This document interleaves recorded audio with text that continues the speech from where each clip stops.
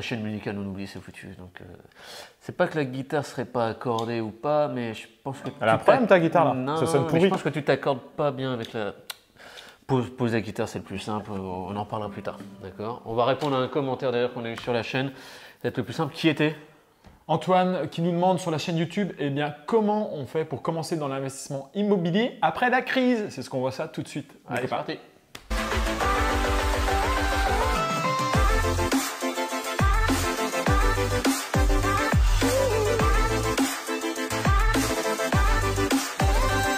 Alors Antoine, moi j'ai marqué quand même 3 idées fondamentales vraiment pour commencer dans l'investissement immo. Pour moi le premier c'est les revenus réguliers. Les revenus réguliers, par contre il faut qu'on les catégorise pour que ça soit… Alors ouais, parce qu'Antoine nous a posé la question, tu nous as mis le commentaire là sur une chaîne, sur une chaîne… sur notre chaîne en fait. Ouais, sur des vidéos de la chaîne, je vais y arriver. D'ailleurs, si vous voulez, petite parenthèse, si vous voulez aussi, vous, qu'on réponde à vos questions, mettez des commentaires et les plus appropriés, on les sélectionne pour en faire une vidéo, comme on vient de faire Antoine. Et si vous n'êtes pas, encore une autre parenthèse, si vous n'êtes pas abonné à la chaîne, abonnez-vous, activez les petites clochettes pour les notifications et mettez-nous un pouce. Ça nous fera plaisir. Ouais. Antoine, tu nous demandes, quel est le meilleur moyen pour commencer à investir quand on est débutant après la crise? Mais en fait, tu ne donnes pas plus d'informations que ça. Donc, on va te donner grosso modo les 3 axes dans cette vidéo, ce que tu devrais maîtriser genre, pour commencer à investir. Donc, les 3 points qu'on va voir, premier des points, ça va être le revenu. Ouais, c'est le revenu et un revenu en fait stable, régulier. Par contre, quand tu as dit ça, en fait, tu n'as rien dit quoi. Le truc, c'est qu'il y a les revenus en fait en tant que salarié et puis les revenus en tant qu'indépendant.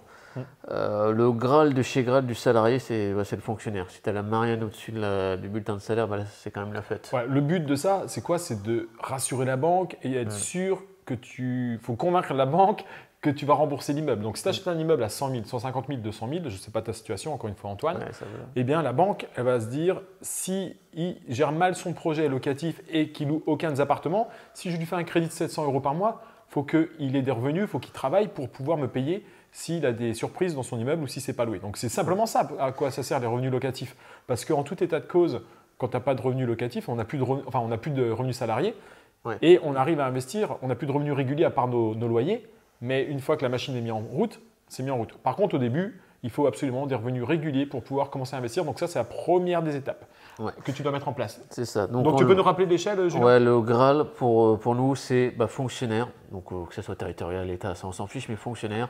La Marianne sur le bulletin de salaire, ça c'est le top.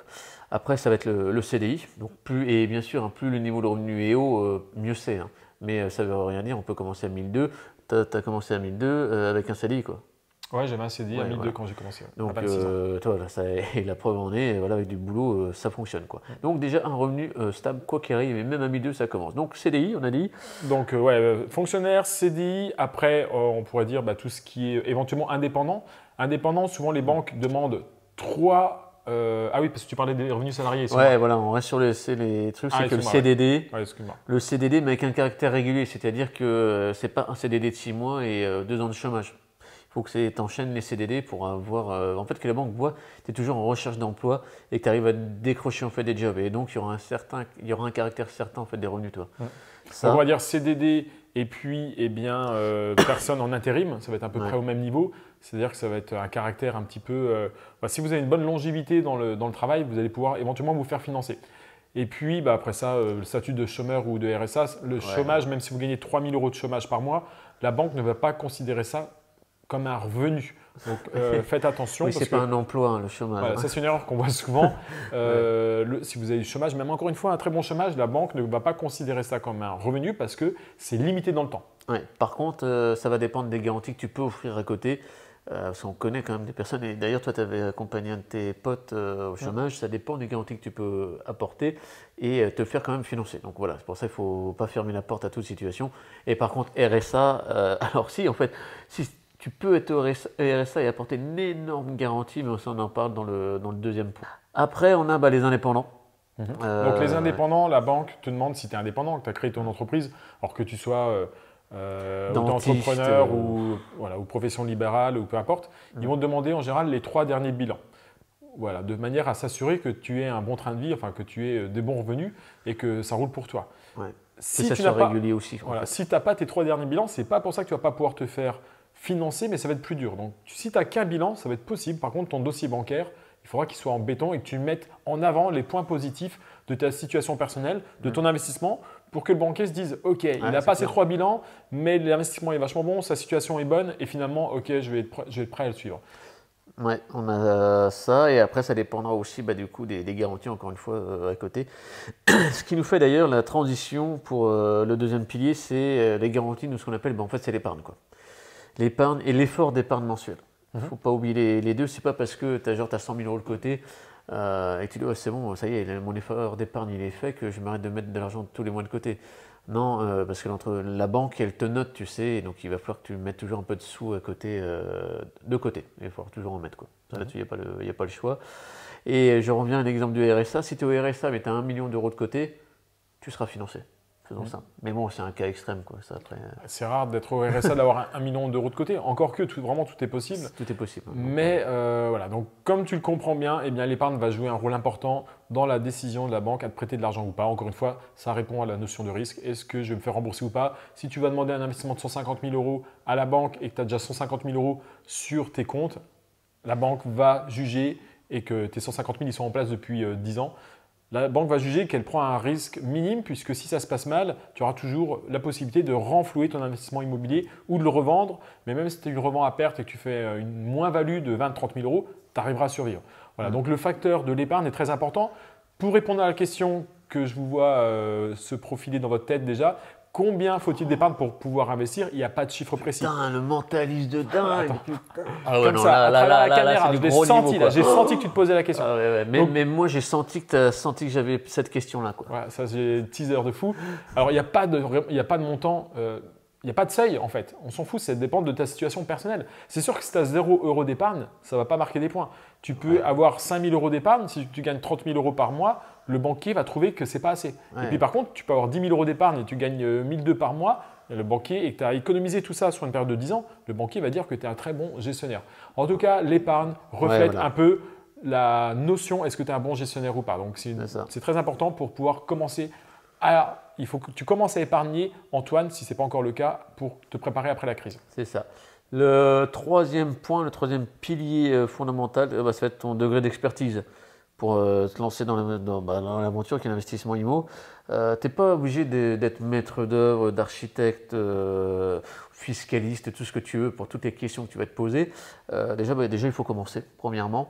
Par contre, pour éviter de faire des conneries comme nous on a fait en perdant du temps et puis un peu de thunes aussi, il faut accéder à des connaissances et surtout en fait griller tous les feux, j'ai envie de dire, pour gagner 1 ou 2 ans d'expertise. C'est pour ça que d'ailleurs on accompagne des personnes et on voit vraiment qu'on est un tremplin. On prend la DeLorean, tu viens avec nous et en fait on te fait gagner du temps, mais c'est un truc de fou. Clairement, quand on voit comment nos élèves ils avancent, tu te dis mais putain, nous on a galéré et eux en l'espace de 6 mois ils font mieux que nous quoi. C'est tellement de toute façon, la connaissance, c'est une des plus grandes richesses. Si tu avais le savoir, si tu avais certaines connaissances, en moins de 24 heures, tu deviendrais millionnaire même en partant de zéro. Tu saurais qui appeler dans le monde et exactement quoi lui dire. La personne te donne 1 million d'euros. C'est clair et net. Donc il suffit, j'aime bien cette image-là, souvent je me dis ça. Ouais, c'est vrai. Et il suffit d'avoir la connaissance en fait. Mais pour résumer, Antoine, ce que tu dois maîtriser pour gérer au mieux, commencer l'investissement après la crise, c'est avoir des revenus passifs. Si tu ne les as pas encore, des revenus passifs, pardon, avoir des revenus réguliers, ça c'est pour te créer des revenus passifs, mais à l'heure actuelle, tu dois avoir des revenus réguliers. Ouais. Si tu ne travailles pas encore à l'heure actuelle ou tu es étudiant, commence à faire des petits boulots pour éventuellement te créer une épargne qui est le deuxième point, donc revenus réguliers. Épargne. Troisième point, ton niveau d'expertise. On vous déconseille de commencer sans avoir les connaissances parce que dans l'immobilier, c'est très facile de gagner des dizaines de milliers d'euros sur un achat, mais c'est aussi très facile de perdre des dizaines de milliers d'euros. Et je peux dire, comme le disait tout à l'heure avec Julien, qu'on a fait beaucoup d'erreurs. Ça fait 13 ans que je fais de l'investissement immobilier. Ce que je suis arrivé à faire, allez, on va dire, sur les 10 premières années, Julien, en me rejoignant et je lui ai fait profiter de mon expérience, il arrive à le faire en 5 ans. Ouais. Et maintenant, les gens qu'on accompagne, ce que j'ai fait en 10 ans et Julien en 5 ans, elles le font en 2 ans. Pourquoi? Parce qu'on leur montre les raccourcis. Donc, si Antoine ou d'autres personnes, vous voulez passer à l'action, mais que vous n'avez pas la connaissance, c'est bien, ça s'acquiert, ça c'est quelque chose. Clair, ouais. Tu peux profiter des autres pour qu'ils te montrent le chemin. C'est exactement ce qu'on fait avec Immo Renta. Ouais, par exemple, juste un truc, ça me fait penser à Sophie et Kevin qui voulaient investir depuis un bon bout de temps dans l'immobilier et tout, ils ne savaient pas se lancer. Ouais, et donc ils avaient besoin d'accompagnement. On les a accompagnés. Première opération, 1000 € de cash flow. Une opération, alors que nous, notre toute première OP, enfin moi personnellement, ma première opération, c'était 10 balles. Ouais, mais je devais être à 30 €. Enfin, 30 € sur le papier, parce qu'en net, j'étais à moins 70, je crois. Ouais, voilà. Alors moi, 10 balles sur le papier, effectivement, et aussi en net, j'étais aussi négatif. Donc tu vois la différence. Donc nous, notre premier truc, donc on perdait de l'argent. Là, les personnes qu'on a accompagnées, par contre, c'est 1000 balles, quoi. Une OP. Donc t'en fais 4, t'as fait 4000 pour faire ça. Voilà, si ça vous intéresse d'aller plus loin, eh bien, on vous a créé le cercle d'Immorentier, qui est en fait le package de toutes les formations que l'on a créées. On vous met les liens sous la vidéo. Vous pouvez aller voir. Et puis là, vous avez prendre rendez-vous aussi avec nous. Voilà, on vous donne aussi un rendez-vous de 30 minutes complètement gratuit, soit avec nous, soit avec une personne de notre équipe.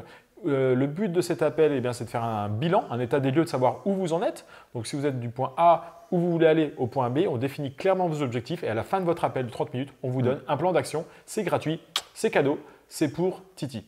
Et puis, voilà, si vous voulez aller plus loin, eh bien, vous pouvez nous envoyer des messages également sur nos réseaux sociaux, Instagram, Facebook.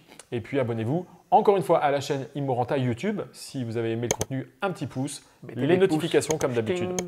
Voilà. Si vous voulez également profiter, eh bien, vous avez des questions, posez-les en commentaire.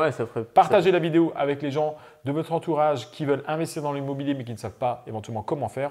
On est là pour vous aider. On avance ensemble en 2020, les copains. Allez, ciao, on vous dit à très bientôt dans une prochaine vidéo. Ciao!